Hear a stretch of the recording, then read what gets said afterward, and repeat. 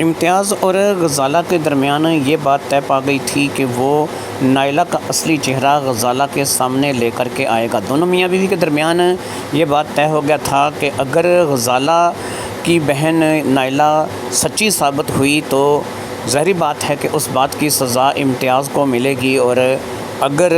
غزالہ کی بہن جھوٹی ثابت ہوئی تو پھر اسے غزالہ کیا سزا دے گی یہ غزالہ نے بتایا نہیں تھا، لیکن ظاہری بات ہے کہ وہ اپنی بہن کے لیے کچھ نہ کچھ سزا تو ضرور سوچ کر کے بیٹھی ہوگی۔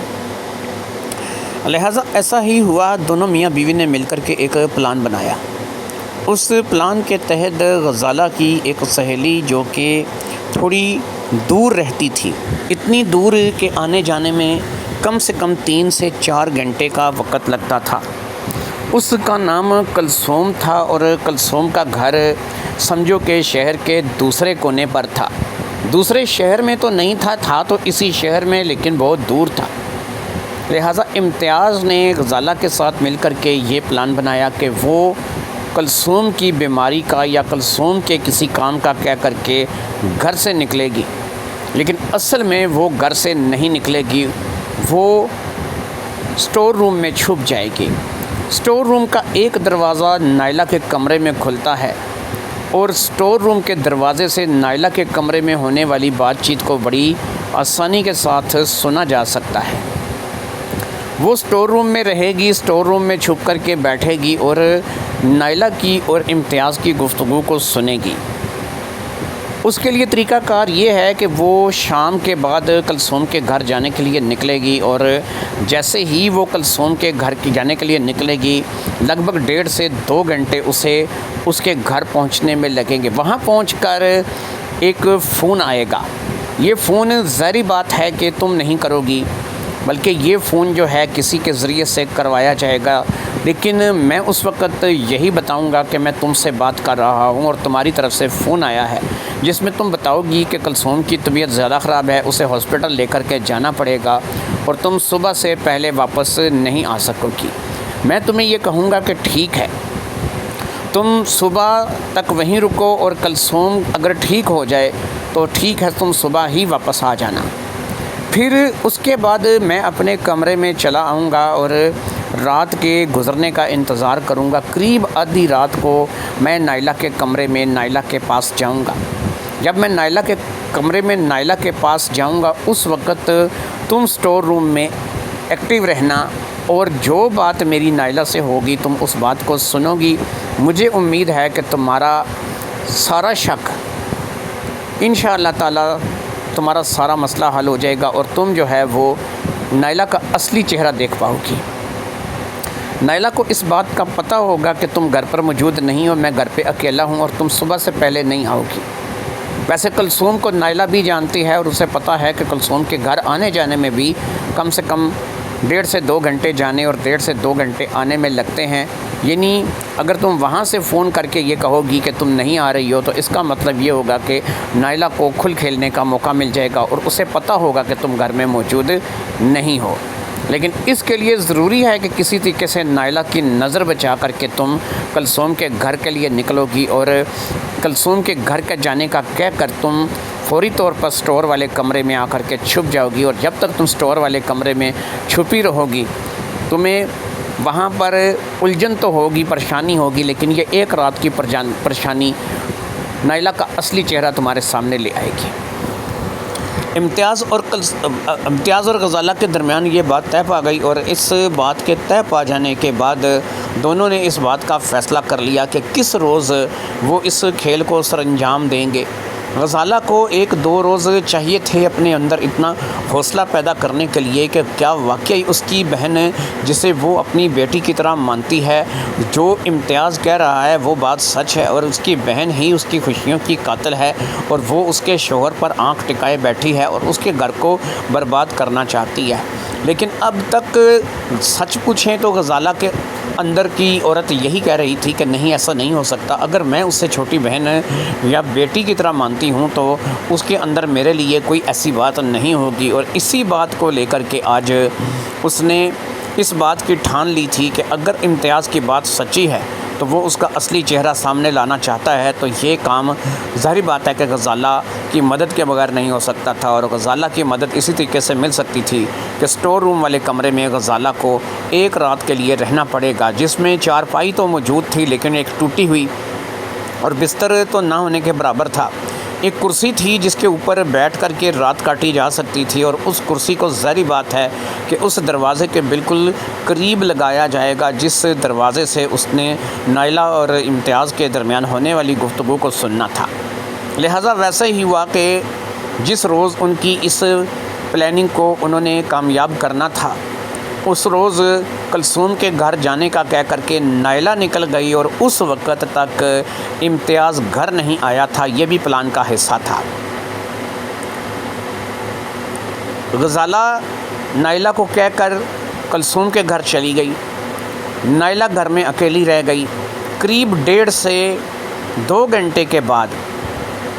امتیاز گھر میں داخل ہوا۔ جس وقت وہ گھر میں داخل ہوا، اس نے باقاعدہ اس بات کو چیک کر لیا کہ نائلہ اس وقت گھر میں بالکل اکیلی ہے، لہٰذا اس نے نائلہ کو کہا کہ کیا ہے، کہاں ہے غزالہ کا کچھ پتہ نہیں چل رہا۔ تو نائلہ نے کہا کہ باجی اپنی دوست کلثوم کے گھر گئی ہے، اس کی طبیعت خراب ہے، اور ظاہری بات ہے کہ آپ کو پتہ ہے کہ وہ شہر کے دوسرے کونے پر رہتی ہے، گھنٹہ 1.5 گھنٹہ جانے میں اور گھنٹہ 1.5 گھنٹہ آنے میں لگ جاتا ہے، اس لیے باجی جو ہے وہ اب تک نہیں آئی۔ اب کلثوم جہاں پر بھی تھی وہ اس وقت بہرحال سٹور روم میں نہیں تھی۔ اس نے ایک میسج امتیاز کو کیا کہ مجھے سٹور روم کے اندر جانا ہے، نائلہ کی نظر بچا کر کے اس کا کیا طریقہ کار اختیار کروں۔ اب اس میسج کو امتیاز نے ریپلے کیا اور اسے بتایا کہ طریقہ کار کیا ہوگا۔ لہٰذا اب امتیاز نے نائلہ سے کہا کہ بھی ایسا ہے کہ مجھے نہیں لگتا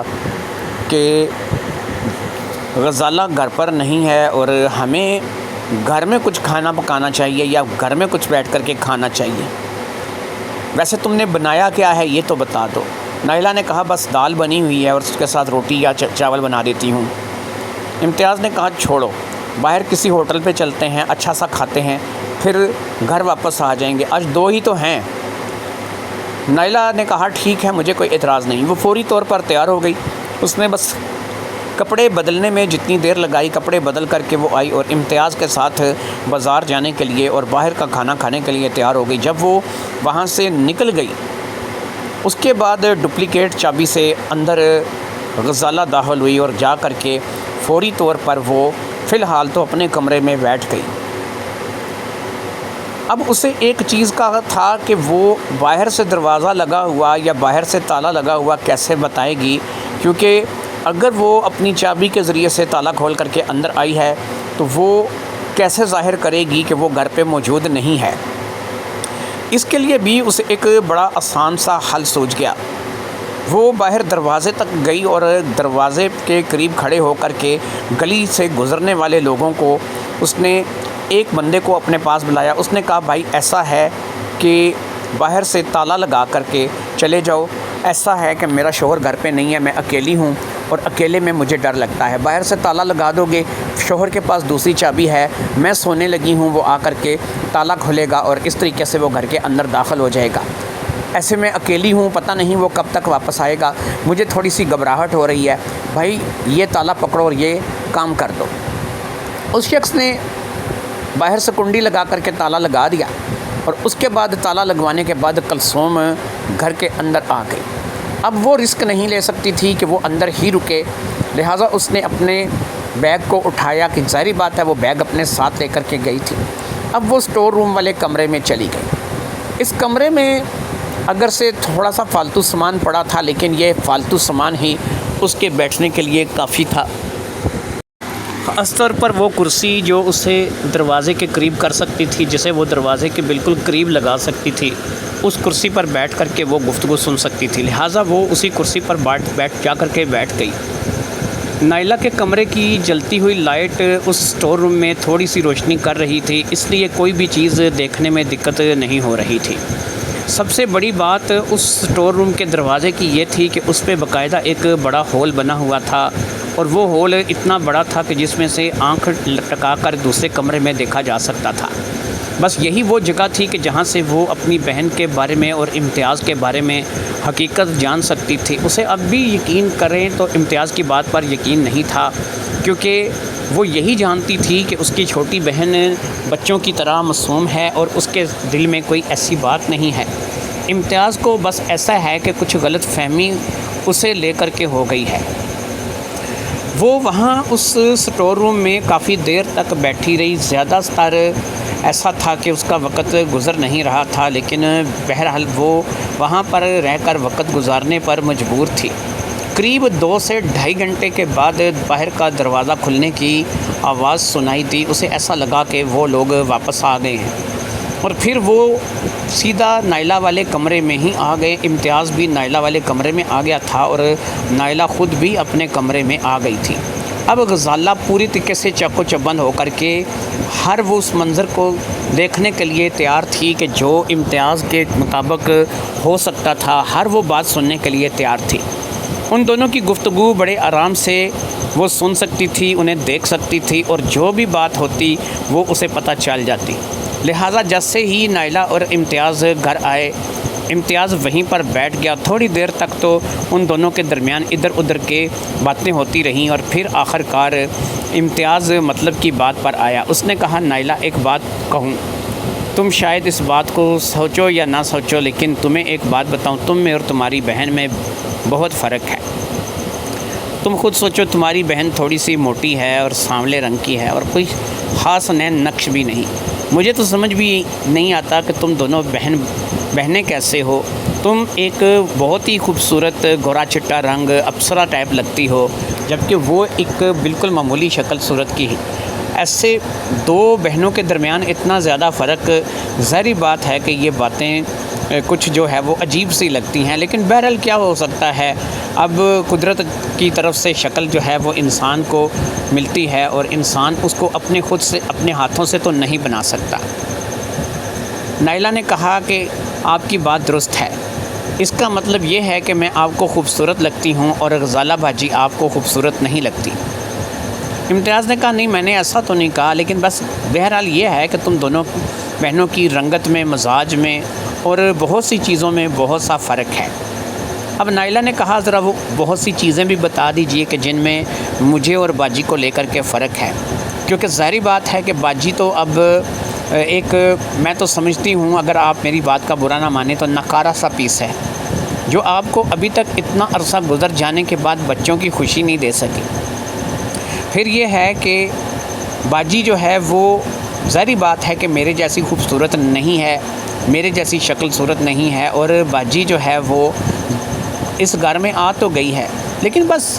اپنی اپنی قسمت کی بات ہے۔ یقین کیجئے، میں آپ سے کہوں گی نہیں، لیکن ایسا مجھے لگتا ہے کہ جیسا میری خوبصورتی رنگ روپ ہے اور جیسے کہ میں دکھنے میں لگتی ہوں، ایسی جگہ میں ڈیزرو کرتی تھی، ایسی جگہ میرے پاس ہونی چاہیے تھی۔ مجھے کوئی آپ جیسا ملتا، میں اس قدر کسی امیر آدمی سے بیاہی جاتی، میرے پاس یہ گھر گاڑی سب کچھ ہوتا، تو میں یقین کریں کہ میں اس چیز کی خواہش رکھتی تھی۔ لیکن بہرحال اب غزالہ باجی کی شادی آپ سے ہو گئی ہے، میں کیا کر سکتی ہوں۔ امتیاز نے کہا، دیکھو نائلہ، ایسا ہے کہ ہونے میں تو کچھ بھی ہو سکتا ہے، اور کچھ بھی سے مراد کچھ بھی ہو سکتا ہے۔ جیسا کہ تمہیں بھی پتہ ہے کہ وہ کلثوم کے گھر گئی ہے، کلثوم کے گھر میں آنے سے اسے کافی ٹائم لگے گا، اور ظاہری بات ہے کہ یہ بھی ہو سکتا ہے کہ وہ کلثوم کے گھر سے اگر آئے تو اسے آتے آتے صبح ہو جائے، یا وہ پھر صبح آئے۔ تو اس میں ایسا ہے کہ صرف اس گھر میں تم ہو یا میں ہوں، اور ہم دونوں ہی اس گھر میں اس وقت موجود ہیں۔ نائلہ نے کہا، میں آپ کی بات کا مطلب سمجھ رہی ہوں، لیکن شاید آپ اس بات کو بول رہے ہیں کہ وہ کسی بھی وقت آ سکتی ہے، اور اگر وہ آ گئی تو ظاہری بات ہے کہ ہم لوگوں کے لیے اچھا نہیں ہوگا۔ اتنے میں میسج کی ٹیون بجی۔ یہ میسج امتیاز کو آیا تھا، اور یہ میسج ظاہری بات ہے کہ اسے غزالہ نے کیا تھا۔ میسج کی ٹیون پر باقاعدہ جو ہے وہ اسے میسج آیا تھا جو کہ غزالہ کی طرف سے تھا۔ اس نے کلثوم کے بارے میں بتایا تھا کہ کلثوم کی طبیعت زیادہ خراب ہے اور وہ صبح آئے گی۔ یہ میسج نہ صرف کہ امتیاز نے پڑھا تھا بلکہ اس میسج کو نائلہ نے بھی پڑھ لیا تھا۔ اب اس میسج کو پڑھنے کے بعد امتیاز نے نائلہ سے کہا کہ ہاں نائلہ اب بتاؤ اب کیا خیال ہے؟ اس نے کہا جی نیک ہی خیال ہے، دروازہ بند کر دیجئے، لائٹ آف کیجئے اور آ جائیے۔ اب میرے خیال میں کوئی ایسا مسئلہ رہا نہیں ہے، لیکن یہ احتیاط کیجئے گا کہ باہر کا دروازہ ضرور لاک کیجئے گا، یہ نہ ہو کہ کبھی کبھار کوئی بندہ کسی سے مذاق بھی کرتا ہے کہ میں فلاں جگہ نہیں پہنچ سکوں گا اور وہ بندہ آ ہی جاتا ہے، جسے آج کل کے دور میں سرپرائز کہا جاتا ہے۔ ایسا نہ ہو کہ بجی آ جائے اور میرا اور آپ کا سارا پروگرام درے کا درا رہ جائے۔ لیکن میں آپ سے یہ کہوں گی کہ چلیں میرے اور آپ کے درمیان یہ سلسلہ چل تو جائے گا، لیکن یہ سلسلہ ظاہری بات ہے کہ وہ سلسلہ نہیں ہے کہ جو میں چاہتی ہوں۔ میں تو چاہتی ہوں کہ میرا آپ کے ساتھ گھر بسے، میں آپ کو اولاد جیسی خوشی دوں اور کسی نہ کسی طریقے سے معاملات جو ہیں وہ اولاد کی حد تک پہنچیں۔ اب آپ بھی جانتے ہیں کہ دو بہنوں کو ایک ساتھ نکاح میں نہیں رکھا جا سکتا، دو بہنوں کے ساتھ نکاح نہیں کیا جا سکتا، تو اس کے لیے ظاہری بات ہے کہ آپ کو ہی کچھ راستہ نکالنا ہوگا۔ باقی جہاں تک میرا کام ہے میں آپ کو وہ جلوے دکھاؤں گی کہ آپ خود دنگ رہ جائیں گے۔ امتیاز اٹھ کر کے باہر چلا گیا، اس نے باہر کی کنڈی کو لاک کیا تاکہ وہ اچھے طریقے سے نائلہ کی تسلی کرا دے، اور پھر اس کے بعد وہ نائلہ والے کمرے میں آ گیا۔ جیسے ہی وہ نائلہ کے کمرے میں داخل ہوا، نائلہ نے بڑے بے باک انداز میں اپنا دوپٹہ اتار کر کے ایک طرف پھینکا، پھر اس نے خود ہی لائٹ کا بٹن آف کر دیا، اور پھر نائلہ نے آگے بڑھ کر کے کمرے کی لائٹ کو خود ہی بند کر دیا۔ نائلہ کا یہ بے باک انداز دیکھ کر کے غزالہ کو اس بات کا اندازہ ہو گیا تھا کہ نائلہ واقعی اس کا گھر توڑنے پر تلی ہوئی ہے۔ نائلہ ایک ایسی آستین کا سانپ ہے کہ جو اس کے لیے، جیسے ہی نائلہ نے کمرے کی لائٹ کو آف کیا، امتیاز چاہتا تھا کہ وہ اس ڈرامے کو ختم کر دے، لیکن ایسے میں اسے ایک اور میسج موصول ہوا۔ نائلہ نے پوچھا کس کا میسج ہے؟ اس نے کہا تمہاری بہن کا ہی ہے۔ اس نے کہا ہے کہ وہ صبح تک سے پہلے نہیں آئے گی، یعنی مجھے لگتا ہے کہ اس نے جو پہلے میسج کیا تھا وہی دوبارہ موصول ہوا ہے، بس کبھی کبھی ایسا ہوتا ہے کہ ایک میسج دو بار سینڈ ہو جاتا ہے۔ یہ میسج نیا میسج تھا، اور اس میسج میں یہ بتایا گیا تھا کہ امتیاز رکو نہیں، اپنا کام جاری رکھو، میں چاہتی ہوں، میں دیکھنا چاہتی ہوں کہ یہ کس حد تک گر سکتی ہے، اور تمہیں رکنا نہیں ہے، یہ بات ذہن میں رکھنی ہے۔ اب امتیاز نے اس میسج کو پڑھ لیا تھا، اس نے فوری طور پہ اس میسج کو ڈیلیٹ کر دیا، اور ظاہری بات ہے کہ جیسا اس کی بیگم نے کہا تھا وہ کرنے پہ مجبور ہوا تھا، کیونکہ اس نے یہ پلان اپنی بیگم کے ساتھ مل کر کے ہی بنایا تھا۔ اسے نہیں پتہ تھا کہ غزالہ اس وقت کیا سوچ رہی ہے، لیکن بہرحال اب اس نے یہ سوچ لیا تھا کہ وہ غزالہ کے اس میسج پر عمل کرتے ہوئے آگے بڑھے گا۔ پھر وہ آگے بڑھا، اور ظاہری بات ہے کہ اس کے بعد چراغوں میں روشنی نہ رہی، وہ رات گزر گئی۔ ظاہری بات ہے کہ وہ رات ان دونوں نے تو اس کمرے میں گزاری تھی، لیکن غزالہ نے اس اسٹور روم میں گزاری تھی۔ اگلے روز نائلہ کو کسی بہانے سے تھوڑی دیر کے لیے امتیاز نے باہر بھیجا، اور اس دوران غزالہ کی گھر میں واپسی ہو گئی۔ امتیاز کو نہیں سمجھ آ رہی تھی کہ غزالہ نے ایسا کیوں کیا ہے، غزالہ نے آخر اپنی ہی بہن کے ساتھ اتنا بڑا ظلم کیوں کیا ہے، وہ کیا چاہتی ہے، اس کے من میں کیا چل رہا ہے، یہ بات ظاہری بات ہے کہ امتیاز کو پتہ نہیں تھی۔ لیکن اس روز جب رات کو وہ سونے کے لیے لیٹے تو امتیاز اور غزالہ کے درمیان اس بات کو لے کر کے گفتگو شروع ہو گئی، اور وہ گفتگو اس بات کو سمجھنے اور سوچنے میں گزر گئی۔ جو بات غزالہ نے کی تھی وہ بالکل ٹھیک کی تھی، اور غزالہ اپنی بات پر قائم تھی، اس نے امتیاز کو بھی ساری بات سمجھا دی تھی۔ اب جان بوجھ کر کے غزالہ کہیں نہ کہیں چلی جاتی، کبھی بازار کے لیے، کبھی کسی جگہ کسی دوست کے ہاں، کبھی کچھ، یعنی وہ خود موقع دے رہی تھی کہ نائلہ اور امتیاز زیادہ سے زیادہ ایک دوسرے کے پاس آئیں، اور زیادہ سے زیادہ جو ہے ان کے درمیان آپس میں کچھ نہ کچھ بات چیت چلتی رہے، اور وہ معاملات آگے بڑھتے رہیں۔ انہی معاملات کو دیکھتے ہوئے غزالہ جو ہے اب مطمئن تھی۔ پھر وہ وقت آ گیا کہ جس وقت کا غزالہ انتظار کر رہی تھی، اور یہ انتظار اس نے کوئی تھوڑا نہیں کیا تھا۔ اس انتظار کے لیے اسے 4 سے 5 ماہ اپنے شوہر کو اور غزالہ کو وقت دینا پڑا تھا، اور یہ وقت 4 سے 5 ماہ اس نے جو ہے وہ ایسے ہی نہیں گزارا تھا۔ وہ کانٹوں پہ لوٹ لوٹ کر کے اپنا شوہر اپنی چھوٹی بہن کے حوالے کر چکی تھی، لیکن وہ جو چاہتی تھی وہ ہو گیا تھا۔ نائلہ جو کہ غزالہ کی بہن تھی، وہ اس وقت پریگننٹ تھی اور ایک بچے کی ماں بننے والی تھی۔ جیسے ہی اس کی پریگنینسی کا پتہ امتیاز کو لگا، اس نے یہ بات غزالہ کو بتائی۔ اس نے بتایا کہ نائلہ پریگننٹ ہے۔ اب غزالہ نے اسے یہی کہا کہ مجھے اس بات کا پتہ نہ چلنے دو، ایسا ہی ظاہر کرو کہ مجھے اس بات کا پتہ نہیں ہے اور اس بات کو لے کر کے دونوں آگے بڑھو۔ یعنی کہ اس بچے کو جو ہے اب سیو رہنا چاہیے اور یہ بچہ جو ہے یہ بڑا ہونا چاہیے۔ اس بچے کی پرورش کرو اور ہو سکے تو جب تک میری نظروں میں یہ بات نہیں آ جاتی اس وقت تک اس بات کو راز میں رکھنے کی کوشش کرو۔ لیکن امتیاز کی سمجھ میں نہیں آ رہا تھا کہ غزالہ کیا کرنے جا رہی ہے، وہ کیا کر رہی ہے، اس کے ذہن میں کیا چیز چل رہی ہے۔ جب 3 سے 4 مہینے کا حمل ہو گیا، اب نائلہ نے یہ کہہ کر کے اپنا اس حمل کو، اس پریگننسی کو چھپایا کہ بھاجی میری تھوڑی صحت بہتر ہو گئی ہے، میں تو تھوڑی موٹی ہونے لگی ہوں۔ وہ اپنی بہن کو اس بات کو لے کر کے ورغلا رہی تھی، لیکن ساتھ ہی ساتھ وہ امتیاز سے بھی اس بارے میں بات کر رہی تھی کہ ابھی تو اس حد تک پیٹ ظاہر نہیں ہوا ہے، لیکن جب میرا پیٹ نکل آئے گا کیسے جو ہے وہ باجی کو قائل کریں گے، کیسے جو ہے وہ اس بات کو لے کر کے جو ہے وہ باجی کو منائیں گے۔ اس بات کے لیے امتیاز نے اسے کہا کہ تم فکر مت کرو، میں ایک عورت کو جانتا ہوں جو کہ دایا کا کام کرتی ہے، میں ایک چھوٹا سا کام کرتا ہوں، میں تمہیں کچھ عرصے کے لیے اس دایا عورت کے گھر بھیج دیتا ہوں، جس کے لیے میں اسے باقاعدہ خرچہ ادا کروں گا اور اسے کہوں گا کہ وہ تمہارا خیال رکھے۔ اس نے اپنے گھر میں ایک چھوٹا سا کلینک بھی بنا رکھا ہے جہاں پر وہ عموماً تم جیسی لڑکیوں کی دیکھ بھال کرتی ہے۔ اس میں یہ ہوگا کہ وہ تمہاری دیکھ بھال کرے گی، یہ بچہ صحیح طریقے سے صحت مند پیدا ہوگا، اور جیسے ہی یہ بچہ تم مجھے دو گی میں غزالہ کو طلاق دے کر کے تمہاری طرف آ جاؤں گا۔ لیکن اس سے پہلے تمہیں کچھ ایسا کرنا ہوگا کہ تم اپنی بہن سے کوئی جھگڑا بنا کر کے یا کوئی بہانہ بنا کر کے یہاں سے اس گھر سے نکلو گی، اور اس گھر سے نکل کر کے تم وہاں چلی جاؤ گی، یعنی اس دایا کے پاس۔ اب نائلہ نے کہا کہ میں غزالہ باجی سے کون سی بات کو لے کر کے جھگڑا بناؤں، یا کون سی ایسی بات ہے کہ جس کو لے کر کے میں غزالہ باجی سے جو ہے وہ ایسی کوئی بات کروں؟ کیوں نہ میں بجائے کوئی جھگڑا کرنے کے یا کوئی ایسی بات کرنے کے ایک لیٹر لکھوں، جس لیٹر میں میں یہ اظہار کروں کہ مجھے کسی لڑکے سے محبت ہو گئی ہے اور میں وہ لڑکے کے ساتھ یہاں اس گھر کو چھوڑ کر کے بھاگ رہی ہوں، وغیرہ وغیرہ۔ اس قسم کا خط میں لکھ کر کے جو ہے وہ باجی کے سرہانے رکھ کر کے یا یہاں اپنے کمرے میں رکھ کر کے چلی جاؤں، اور اس کے بعد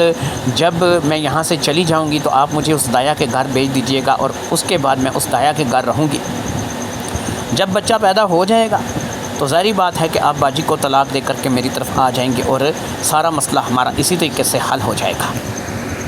لہٰذا یہی کچھ طے پا گیا، اگرچہ اس بات پر غزالہ کا یقین کرنا مشکل تھا، نہ تو کوئی لڑکا ابھی تک نائلہ کی زندگی میں اس نے کوئی دیکھا تھا، نہ کسی سے ملاقات ہوئی تھی، نہ ہی نائلہ گھر سے زیادہ باہر نکلتی تھی، لیکن بہرحال نائلہ نے یہ ایک بونڈا سا طریقہ سوچا تھا اور اس طریقے پہ نائلہ نے عمل کرنے کا فیصلہ کیا تھا۔ ایک خط جو کہ ظاہری بات ہے کہ وہ اتنا تو پڑھی لکھی تھی کہ آرام سے کون سے خط لکھ سکتی تھی، اس نے لکھ کر کے اپنے ہی سرہانے رکھ کر کے اپنا بیگ تیار کیا اور وہاں گھر سے نکل گئی، یعنی وہ ایک لحاظ سے گھر سے بھاگ گئی تھی، اور یہی غزالہ چاہتی تھی کہ وہ جائے۔ وہ دایا غزالہ کی جاننے والی تھی اور امتیاز کو غزالہ نے ہی اس دایا کے بارے میں بتایا تھا، لہذا دائی خدیجہ کے گھر وہ پہنچ گئی اور اسے باقاعدہ ایک کمرہ گھر میں ہی رہ دیا، اور جس کے لیے ظاہری بات ہے کہ امتیاز اسے خرچہ وغیرہ ادا کرتا۔ بچے کی پریگننسی کو لے کر کے بات چھپ گئی تھی، لیکن یہ بات نائلہ کے علم میں نہیں تھی کہ غزالہ اور امتیاز دونوں اس بات کے بارے میں خبردار ہیں، اور دونوں کی ملی جلی یہ سازش ہے، اور دونوں کے اس پلان میں ظاہری بات ہے کہ دائی خدیجہ بھی شامل تھی۔ رفتہ رفتہ وقت گزرتا گیا اور آخر کار وہ دن آیا کہ جب وہ لڑکی یعنی کہ نائلہ، اس نے ایک بہت ہی پیاری سی بیٹی کو جنم دیا۔ نائلہ نے جیسے ہی ایک بہت سی پیاری سی بیٹی کو جنم دیا، ظاہری بات ہے کہ یہی وہ وقت تھا کہ جب اس کھیل میں غزالہ کی انٹری ہونی تھی۔ وہ دائی خدیجہ کے گھر امتیاز کے ساتھ پہنچ گئی اور وہاں جا کر کے اس نے نائلہ کی بیٹی کو اٹھا کر کے اپنے سینے سے لگا لیا۔ اس نے نائلہ کو بتایا کہ یہ بیٹی میرے شوہر سے پیدا ہوئی ہے اور تم میرے شوہر کے نکاح میں نہیں ہو، اس کے نکاح میں ہوں، اور یہ اس بات کا بدلہ ہے کہ جو تم نے میرے شوہر کو ورگلایا۔ میرا شوہر یہی پوچھتا تھا کہ تم اپنی بہن کو کیا سزا ہوگی، اسی لیے میں نے سوچا تھا کہ اگر تم قصوروار نکلی تو تمہیں ایسی سزا دوں گی کہ جو تمہیں ساری زندگی کے لیے یاد رہے گی، اور وہ سزا یہی ہے کہ یہ بچی اب میرے پاس پلے گی، اس بچی کی پرورش میں کروں گی، اور تم اس بچی پر کسی قسم کا کوئی دعویٰ نہیں کر سکو گی، کیونکہ اگر تم اس بچی کو لے کر کے ماں ہونے کا دعویٰ کرو گی تو تمہیں اپنا شوہر ثابت کرنا ہوگا، اور جب قانون میں یہ بات پتہ چلے گی کہ تمہارا کوئی شوہر ہی نہیں ہے، دائی خدیجہ اس بات کی گواہی دے گی، اسے سب کچھ پتہ ہے، وہ سب جانتی ہے، اس کے بعد تم اپنا اگلا ٹھکانہ ہو سکتا ہے بچی تو نہ ملے، لیکن تمہارا اگلا ٹھکانہ جیل ہو سکتا ہے۔ اس لیے بہتر یہی ہے کہ تم نے جو اپنی اس بڑی بہن کو، اپنی اس ماں جیسی بڑی بہن کو دھوکہ دیا ہے، اس کے لیے تمہارے لیے یہ سزا بہت ہے، اور اس کے بعد آج کے بعد یہ سوچنا بھی مت کہ میں تمہیں اپنے گھر میں رکھوں گی۔ وہ اس بچی کو اٹھا کر کے وہاں سے چلنے لگی تو نائلہ کا ایک کہکا سنائی دیا۔ اس نے کہا کہ تم میری ایک بچی لے کر کے جا رہی ہو، ٹھیک ہے میں مانتی ہوں مجھے میرے کیے کی سزا مل رہی ہے، میں غلط بھی ہوں اور مجھے سزا ملنی بھی چاہیے، لیکن غزالہ شاید تم ایک بات کو نہیں جانتی ہو، تمہارے جتنے بچے بھی ضائع ہوئے ہیں ان کے پیچھے میرا اپنا ہاتھ ہے۔ میں نہیں چاہتی تھی کہ تم امتیاز کو بچوں کی خوشی دو، اگر امتیاز کو بچوں کی خوشی ملے گی تو ظاہری بات ہے کہ وہ تمہاری طرف متوجہ رہے گا اور ساری زندگی وہ میری طرف کوئی توجہ نہیں کرے گا۔ میں نہیں چاہتی تھی کہ اسے بچوں کی خوشی ملے، اس لیے میں نے تمہارے ہر بچے کو کسی نہ کسی طریقے سے گرا دیا۔ 3 بچے تمہارے میں نے گرائے ہیں، اور اگر تم نے 3 بچوں کا بدلہ میری ایک بچی کو لے کر کے لے لیا ہے تو یہ کون سی بڑی بات ہے؟ پھر یہ ہے کہ مجھے بھی ظاہری بات ہے کہ امتیاز کا قرب حاصل ہوا۔ ہاں یہ ہے کہ جس چیز کی مجھے خواہش تھی کہ وہ مجھے نہیں ملی، میں بھی ایسی رہن سہن، ایسی دولت، ایسی کوٹھی، ایسی گاڑی کی توقع رکھتی تھی، لیکن وہ چیز ظاہری بات ہے کہ مجھے نہیں ملی۔ لیکن ضروری نہیں کہ انسان کو ہر چیز مل جائے۔ مجھے اب مرد کا پتہ چل چکا ہے، مجھے اس بات کا احساس ہو چکا ہے کہ مرد ذات کیا چیز ہوتی ہے اور مرد کیا چاہتا ہے، اس لیے اب تم سے بڑی کوٹھی میں کھڑی کروں گی، تم سے بڑی گاڑی میرے پاس ہوگی، تم سے زیادہ کامیاب میں ہوں گی، بس اس کے لیے یہی ہے کہ مجھے اپنا آپ بیچنا پڑے گا، اور وہ تو پہلے ہی میں بیچ ہی چکی ہوں۔ نائلہ کو اپنے کیے پہ کوئی شرمندگی نہیں تھی، لیکن غزالہ اس بات کو لے کر کے خوش تھی کہ اس سے ایک بیٹی مل گئی ہے۔ وہ اس بات کو جان کر کے بے حد دکھی تھی، رنجیدہ تھی کہ اس کے 3 بچے جن کے ساتھ کچھ نہ کچھ غلط ہوا تھا، اس کے پیچھے اور کوئی نہیں، اس کی اپنی اسی بہن کا ہاتھ تھا جسے وہ ایک معصوم بچی سمجھتی تھی، اپنی بیٹیوں کی جگہ سمجھتی تھی، وہی اس کی سب سے بڑی دشمن نکلی تھی، وہی اس کے لیے سب سے بڑا خطرہ نکلی تھی۔ اگر امتیاز یہ باتیں محسوس کر کے غزالہ کو نہ بتاتا اور امتیاز چپ چاپ نائلہ کے ساتھ اپنا معاشقہ چلا لیتا تو کبھی بھی غزالہ اس بات کو نہ سمجھ سکتی کہ اس کی بہن انسان ہے یا فرشتہ ہے یا شیطان ہے۔ لہٰذا اب وہ اپنی بہن کی اصلیت کو جان چکی تھی۔ دائی خدیجہ کے گھر سے بھی دانہ پانی اٹھ چکا تھا، اس لیے نائلہ نے اپنے کپڑے دیے اور اب اپنے ہی طرف وہاں سے وہ نکل گئی۔ اب اس کا ٹھکانہ کہاں تھا یہ کسی کو بھی علم نہیں تھا۔ غزالہ اور امتیاز گھر آ چکے تھے اور انہوں نے ایک نئی زندگی کا آغاز اس چھوٹی سی بچی کے سہارے کیا تھا۔ قریب 1 سے 1.5 سال کے بعد غزالہ کو ایک مرتبہ پھر امید جاگی، اور اس بار ظاہری بات ہے کہ اس کی بہن گھر پر موجود نہیں تھی، اس لیے ایک بہت ہی پیارے سے بیٹے کو بھی اس نے جنم دیا۔ اس طریقے سے بہن بھائی کی جوڑی مکمل ہو گئی۔ غزالہ کا کہتے ہیں کہ اس کے بعد نائلہ کا اس کے بعد کہتے ہیں کہ کچھ پتہ نہیں چلا نائلہ کہاں گئی، زندہ ہے، مر گئی یا اس نے کیا کیا، لیکن ان لوگوں کی زندگی سے وہ ہمیشہ کے لیے نکل گئی تھی۔ اب اس کا کچھ پتہ نہیں تھا کہ وہ کہاں ہے، اس کی زندگی کیسے گزر رہی ہے اور وہ کیا کر رہی ہے، کیا نہیں کر رہی ہے۔ دونوں اسے فراموش کر چکے تھے، اپنی زندگی میں مگن تھے، اپنے بچوں کے ساتھ ایک اچھی زندگی گزار رہے تھے۔ برے کا انجام برا ہوا تھا اور آخرکار انہیں اولاد بھی مل گئی تھی اور یہ ایک کامیاب زندگی بھی گزار رہے تھے۔ نائلہ نے کہا تھا وہ اس سے زیادہ بڑی کوٹھی، اس سے زیادہ بڑی بنگلہ، اس سے زیادہ پیسہ کمائے گی، پتہ نہیں کہاں تھی، کما رہی تھی یا نہیں۔